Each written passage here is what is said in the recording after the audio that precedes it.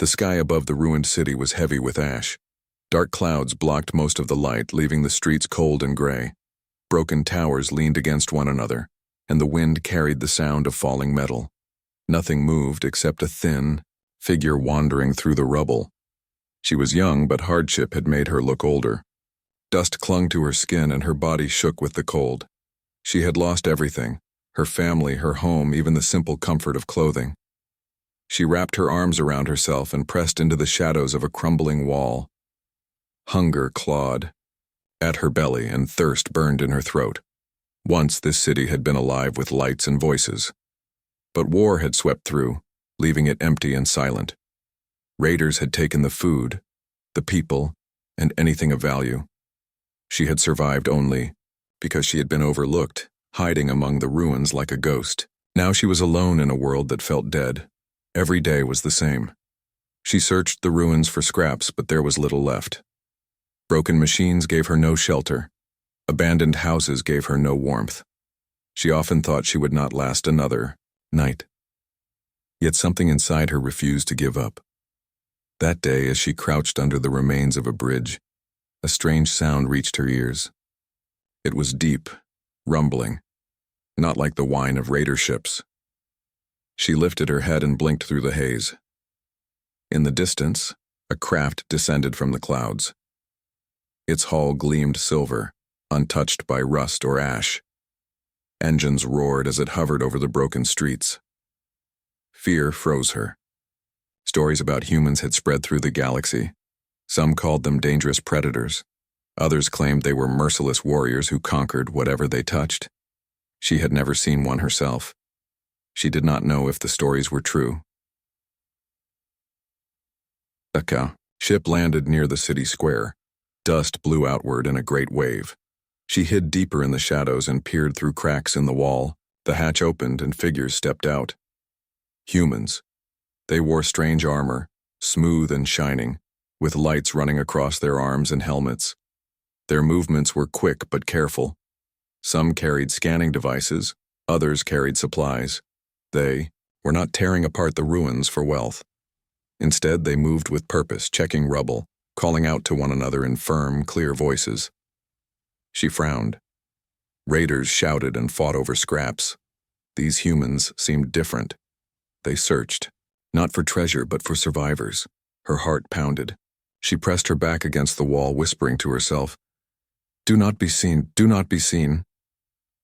But fate had other plans. One of the humans turned and glanced in her direction. His helmet visor glowed faintly, and for a heartbeat she thought he had not truly seen her.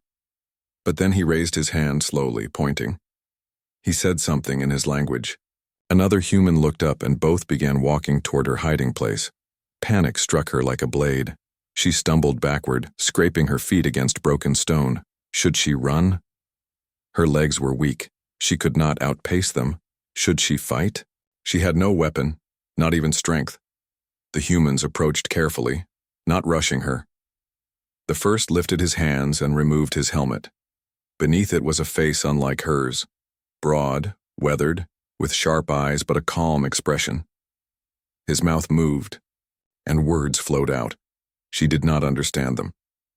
Then he touched a device at his neck. The next words carried a faint echo, and suddenly she understood. "Do not be afraid." Her breath caught. The voice was firm but kind. He stepped closer and crouched low, keeping his hands open and empty. He did not reach for her. He only looked at her as though she was important. Behind him, another human opened a pack and pulled out a cloth bundle. Her eyes widened. It was clothing. The first human placed it on the ground between them. He did not push it toward her, only set it down gently. Then he took out a container of water and a small package of food. He placed those beside the clothing and stepped back. Her body trembled. She wanted to grab the things, but fear chained her to the ground. "You are safe," the human said through the translator. "Take what you need." She blinked at him. His eyes did not carry cruelty. His hands did not carry weapons. For the first time in months, someone had given her something without demand or threat. Slowly, she reached out. Her fingers brushed the fabric, rough but clean. She pulled it close and clutched it to her chest. Her throat tightened, and tears blurred her vision. The human did not move closer. He simply nodded as if to say she had the right to choose. The food smelled strange but rich. She opened the pack and tasted it carefully. Flavor filled her mouth more than she had remembered food could have. The water was clear and cool, easing the fire in her throat. Her body relaxed, though her heart still pounded. She looked at the human again. He was waiting, not demanding, not forcing, only waiting. For the first time since her world had fallen, she felt something stir inside her. Not just fear, not just survival. Something brighter. Hope. And yet, as she began to feel warmth return to her limbs, a shadow loomed in the distance. Across the broken square, figures were moving. Raiders drawn by the noise of the landing ship. Her eyes widened, and the human noticed her gaze. He turned, saw the movement, and shouted to his companions. Weapons snapped into their hands, but their stances were protective, not wild. The girl clutched the clothing and food tightly. She did not know what would happen next. She only knew this. The humans had found her, and now danger was closing in. Deomo. Raiders moved fast across the broken square, their armor patched together from stolen scraps. Their weapons glowed with dull light, powered by weak energy cells. But even weak weapons could kill. The young alien woman's body stiffened. Memories flooded back, her people screaming, flames rising, raiders tearing through everything. Her hands shook as she clutched the food and cloth to her chest. She wanted to run, but where could she go? The human beside her noticed her trembling. He spoke quickly into his helmet, his words sharp but controlled. More humans turned at once, forming a protective line in front of her. They raised their weapons, but their movements were disciplined, not desperate like raiders. The leader, the one who had given her food and clothing, glanced back at her. "Stay behind us," his translator device said. "You will be safe." She swallowed hard. Could safety really exist? She did not know, but her legs obeyed, carrying her a few steps behind him. The raiders shouted across the square, their voices cruel and mocking. They thought humans were just another prize to plunder. But the humans did not answer with shouts. They stood steady, their weapons glowing brighter. The first shot came from the raiders. A red beam struck a broken wall, scattering sparks. The humans moved as one, returning fire with sharp bursts of light. Their weapons hummed, precise and controlled. Each shot struck true. Raiders fell, their crude armor breaking under the impact. The woman's heart raced as the battle raged. She had seen many fights before, but never like this. Raiders usually screamed, fought wildly, and destroyed everything. Humans, however, fought with calm purpose. They moved like pieces on a board, covering each other, advancing step by step. Within minutes, the raiders fled, dragging their wounded, back into the ruins. The square grew silent again, smoke drifting in the air. The woman realized she had been holding her breath. Slowly, she exhaled, her body shaking with relief. The human leader lowered his weapon and turned to her. His helmet visor was dark, but when he lifted it again, she saw his eyes. Strong, steady, but not cruel. "Are you hurt?" the translator asked. She shook her head quickly. Words caught in her throat, but she managed to whisper, "No." The human studied her for a moment, then gave a small nod. He spoke into his helmet again, and another human approached with a large bag. They handed her a longer cloth, stronger, warmer, stitched together carefully. It was more than simple covering. It was protection. Her eyes stung as she wrapped it around herself. Warmth returned to her body, chasing away the cold that had clung to her for so long. She had not realized how much she missed even this simple comfort. "Come," the leader said. "We cannot stay. More raiders may come." He gestured toward their ship. The woman hesitated. Step onto a human craft? Trust them fully? Every story she had ever heard told her not to. But then she remembered the food, the water, the clothing, the way they had shielded her instead of abandoning her. Slowly, she followed. The humans led her across the ruined square, scanning the shadows for danger. When they reached the ship, the hatch opened with a hiss. Inside, the air was clean, free of ash. Bright lights glowed softly from the ceiling. She blinked against the sudden clarity, feeling as though she had stepped into another world. The humans guided her to a seat near the wall.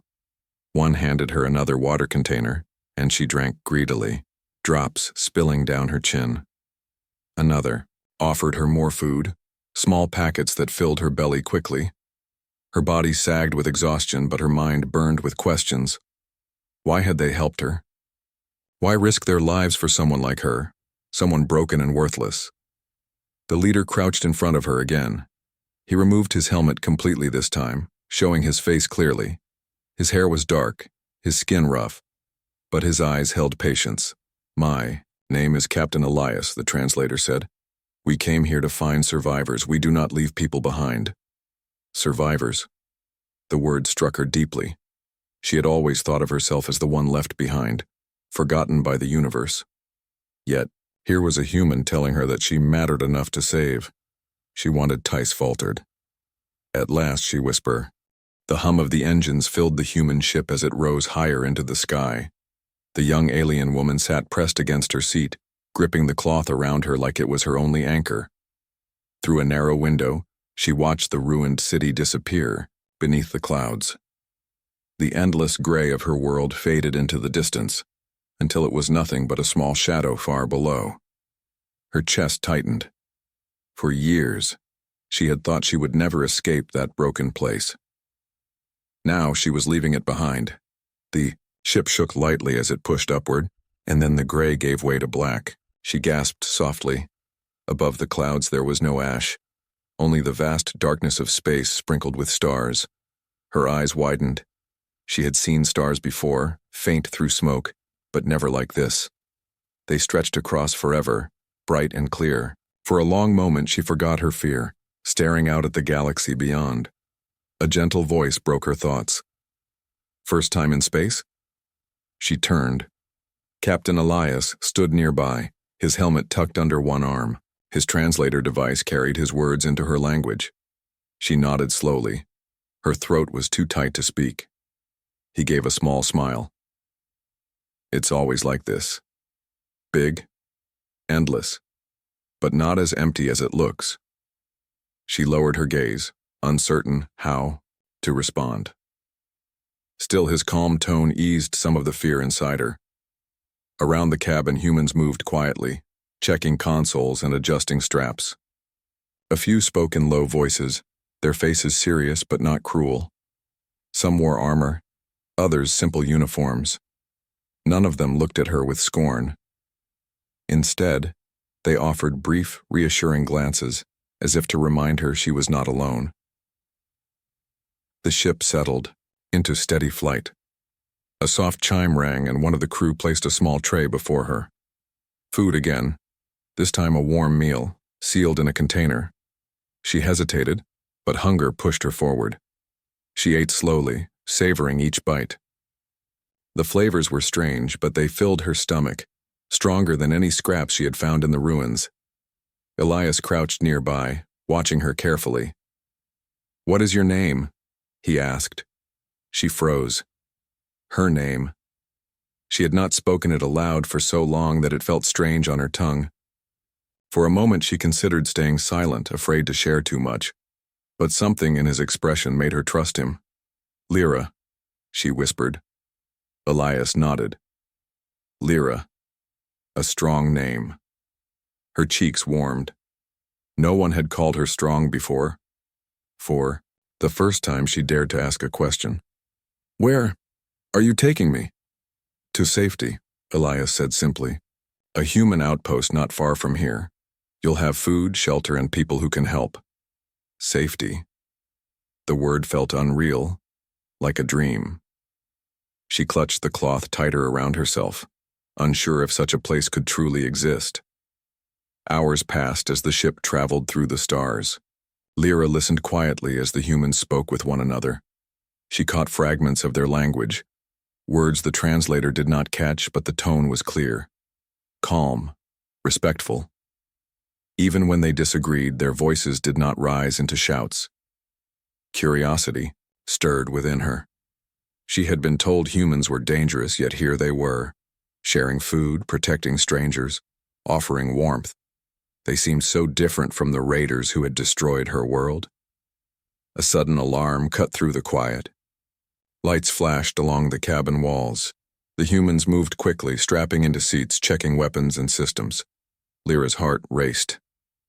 What is happening? Elias pressed a hand to his earpiece, listening to a report. His jaw tightened. Then he turned to her. Raiders. They've followed us. Her stomach dropped. She gripped the edge of her seat, panic rising.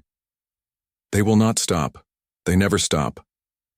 Elias crouched again, steady and calm. Listen to me. You are safe here. We will not let them take you. The certainty in his voice was unlike anything she had ever heard. He spoke not as someone making a promise, but as someone stating a fact. The ship shook as enemy fire struck the shields. The crew remained composed, returning fire with sharp, precise shots. Lyra clung to her seat, her eyes wide. Through the window, she saw flashes of light across the void as human and raider ships exchanged fire. Fear clawed at her, but she forced herself to watch. She saw how the humans worked together, every move connected, every command clear. Raiders swarmed like wild animals, but humans moved like one strong hand. Minutes dragged into eternity. Then, with a burst of light, the raider ship broke apart, flames scattering into the void. The human vessel tilted away, engines surging as they left the wreckage behind. Silence returned, broken only by the hum of the engines. The alarm faded, and the crew released long breaths of relief. Lyra sat frozen, her heart pounding. She could not believe it. The humans had faced the raiders head-on and won. Elias returned to her side. Are you unharmed? She nodded shakily. You defeated them. We've trained for this, he said simply. They will not touch you while we are here. Her chest tightened again. For so long, she had lived in fear of the raiders. Yet these humans had treated them like nothing more than a nuisance. For the first time, the raiders seemed less like monsters and more like shadows that could be chased away. That night, if such a thing could be measured in space, Lyra lay in a small bunk given to her. The sheets were clean, the air warm. She closed her eyes, but sleep did not come easily. Her mind replayed everything, the food, the clothing, the stars, the battle. She thought of her old life, when she had nothing but fear. Now she had people who stood in front of her, shielding her from danger. She had warmth against the cold. She had her name spoken with respect. Her fingers tightened around the blanket. The thought was fragile, almost too fragile to believe. But for the first time in her life, Lyra dared to think she might belong somewhere. And far beyond, in the silence of space, new challenges waited. The raiders would not give up. And soon, Lyra would need to find strength of her own. The journey through space ended with a gentle shudder as the human ship approached its destination. Lyra pressed her face close to the window, her wide eyes filled with wonder. The outpost floated above a green-blue planet, a ring of silver light against the stars. It was larger than any ship she had ever seen, its surface alive with glowing lines. Small vessels entered and left its wide docking bays like insects circling a hive.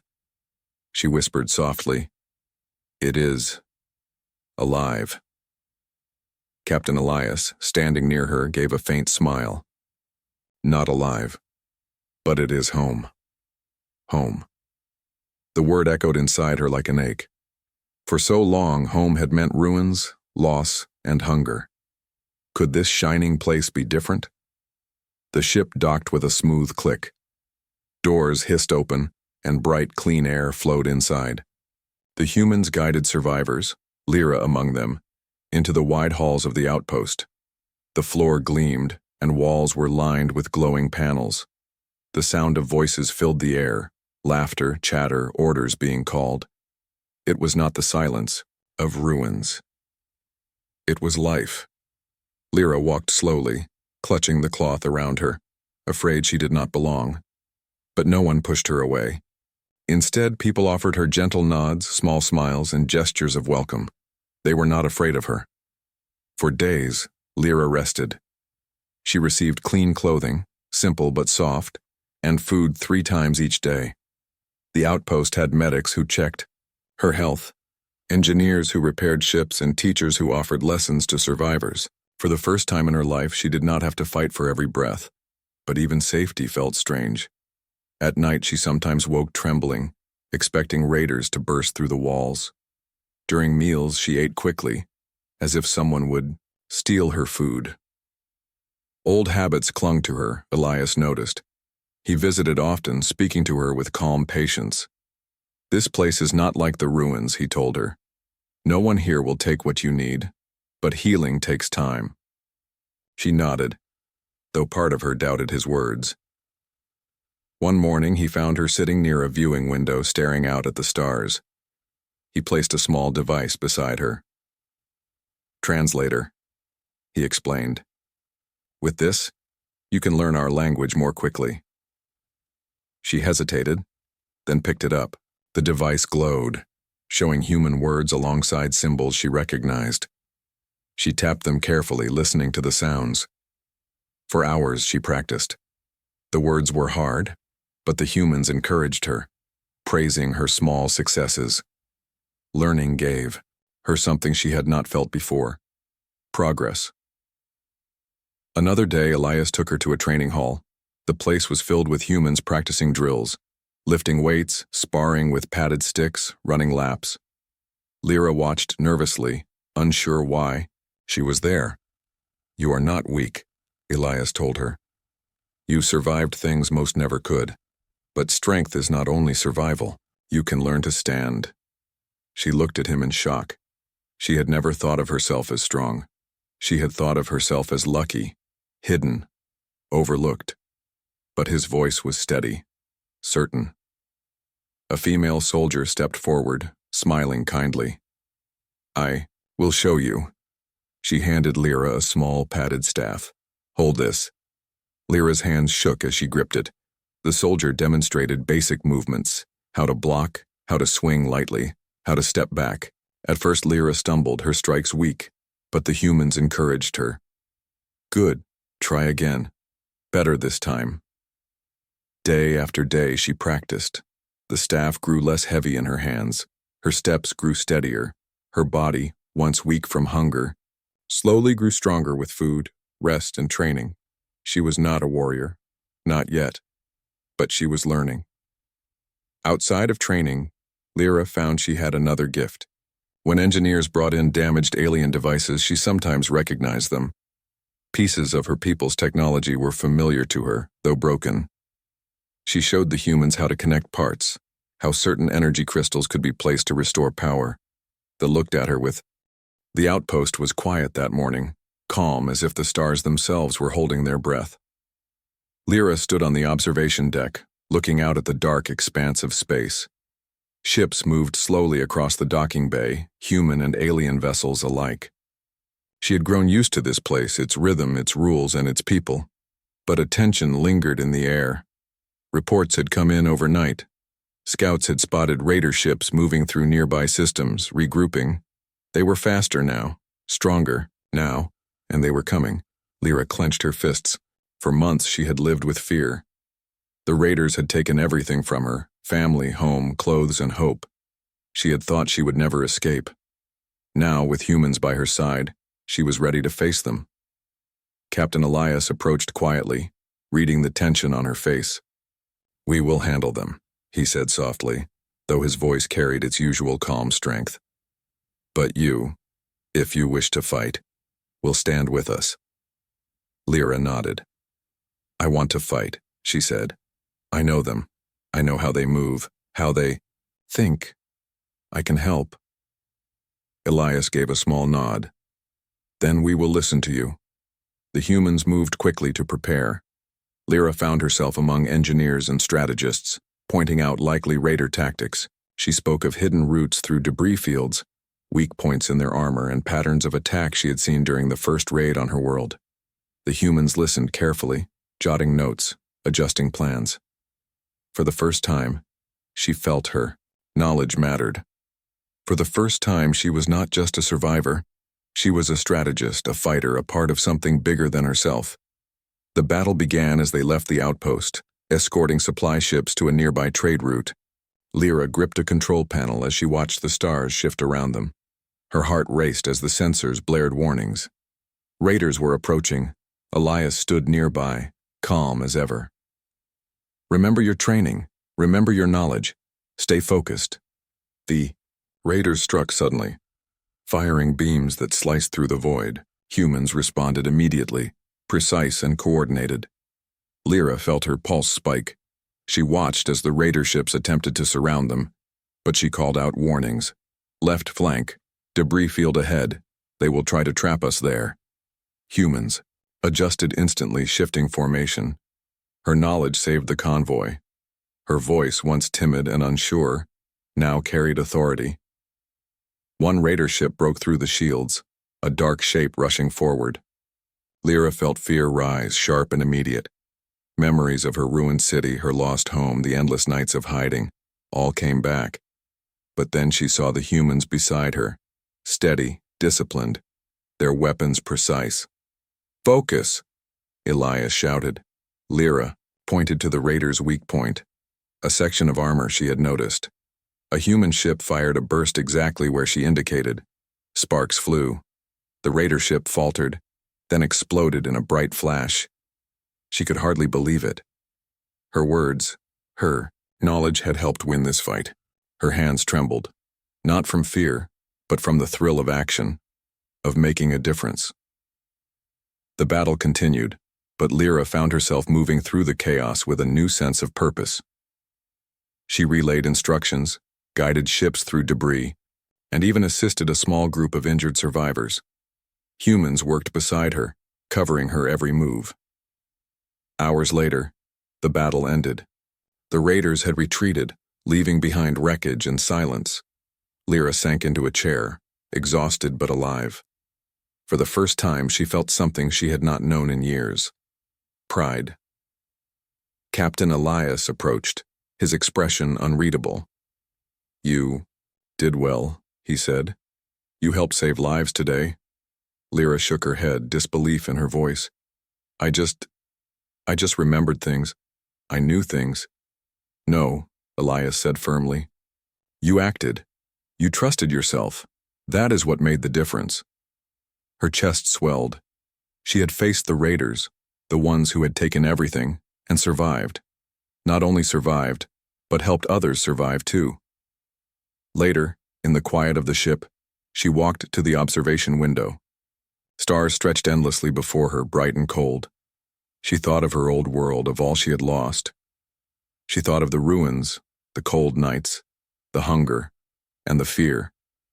And she realized something. She had once believed she was nothing.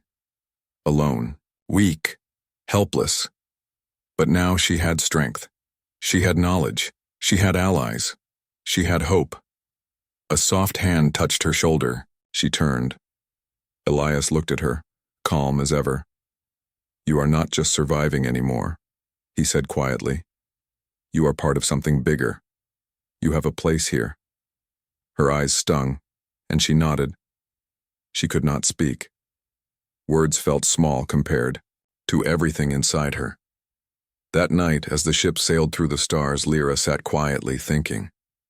She had faced the past and found herself stronger. She had seen humans at their best, calm, disciplined, compassionate, and brave. The raiders would come again, she knew. The universe was not safe, but she no longer feared them as she once had. She had something to fight for now, something worth protecting, and most of all, she had hope. The girl who had nothing, not even clothes, had been given a second chance. She had been given warmth, food, guidance, and trust. She had learned to stand, to speak, to fight, and she would not waste it. Tomorrow, the battle might come again. But Lyra was ready. She was no longer a victim. She was a survivor, a fighter, and a part of something greater than herself. For the first time in her life, she believed in a future she could help shape. And in the endless darkness of space, That belief shone brighter than any star. The outpost glowed softly under the distant stars, calm yet alive with activity. Ships moved along docking bays, engineers repaired vessels, and humans and alien survivors alike walked through the wide halls. Lyra stood on the observation deck, wrapped in her clean clothing, her eyes scanning the activity below. She felt a warmth she had never known before. For months she had survived only to hide and hope she would live another day. Now she had a place, people who trusted her, and a role in protecting them. The battle with the raiders had passed, but rumors of future attacks lingered. Lyra did not fear them as she once had. She had seen her own strength. She had learned. She had acted. She had helped. The girl who had once had nothing now had purpose. Captain Elias appeared at her side. His presence was calm, reassuring. "The scouts report the raiders are regrouping far from here. We have time." Lyra nodded, looking down at the busy corridors. "Time to, what, train more? Help plan defenses?" He smiled slightly. "All of it, and more. You have learned well. Others can learn from you." The word struck her. Others could learn from her? Once, she had believed she had nothing to offer. Now humans and survivors alike saw her as a guide, a teacher, a protector. Later, she walked through the training hall. Humans and alien survivors practiced drills together, and Lyra instructed some of them, showing small tricks she had learned, how to move quietly, how to anticipate an enemy, how to support each other. The students looked at her with admiration, and her chest swelled with pride. She thought back to the ruins, to the cold nights with nothing but fear. Could she believe it? Could she truly be standing here, giving guidance and hope to others? "Lyra," a young alien girl called. She ran toward her, holding a small staff awkwardly. "Show me again how to block like you did." Lyra knelt, demonstrating slow movements. "Step here, then here. Keep your hands ready. Watch my eyes, not the weapon." The girl followed carefully, smiling with concentration. Lyra's heart lifted. Teaching, helping, and protecting, it was more than she had ever imagined for herself. That evening, she walked to the observation deck once more. Stars stretched across the sky, vast and endless. The planet below shimmered in shades of green and blue. Lyra pressed her hands against the railing and closed her eyes. She remembered hunger, fear, and loss. She remembered the nights of shivering, the emptiness of ruined streets and the cold ash that covered everything. And she remembered the human who had found her. Captain Elias had given her food when she was starving, clothing when she had none, safety when she had feared every shadow. But more than that, he had given her trust, patience, and encouragement. He had seen potential where others saw nothing. The memory of that moment, the first time he spoke, the first meal, the first warmth, filled her chest with gratitude. She had been nothing. Now she had hope. "Lyra?" Elias's voice was soft. He approached quietly, as if giving her space to think. She turned. "Yes?" "Do you feel ready?" he asked. "Not just for the future, but for yourself?" She thought about it. She had faced raiders, guided ships, taught survivors, and learned from humans. She had faced her fears and survived. Her chest swelled with a certainty she had never known before. "I am," she said finally. "I am ready." He nodded, satisfied. "Then the future is yours to shape. You have hope, and with it, you can give hope to others." The words settled in her mind like a warm fire. Lyra looked out again at the stars. They no longer seemed distant and cold. They were full of possibility, full of life, full of promise. In the days that followed, she became a vital part of the outpost. She guided new survivors, helped train young recruits, and assisted in planning defenses against any threat. Each day her confidence grew. Each night she slept knowing she was part of a family who cared, who protected, and who valued her. One afternoon, a young alien boy approached her, shyly holding a small package. "For you," he said. She opened it carefully. Inside was a simple cloth, stitched with bright colors made by one of the other survivors. It was small, but it was a gift, a symbol of trust and belonging. Her eye around at the Buslin,